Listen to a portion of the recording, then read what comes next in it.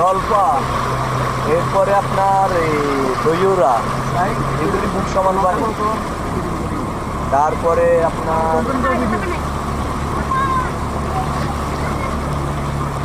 আরো আছে জৈগাল, এটা খালের উপরে পানি। এরপরে আপনার ওই শরীফপুর বুক সমান পানি। এগুলি সব বুক সমান পানি, মানে এই রাস্তাগুলি সব বুক সমান পানি।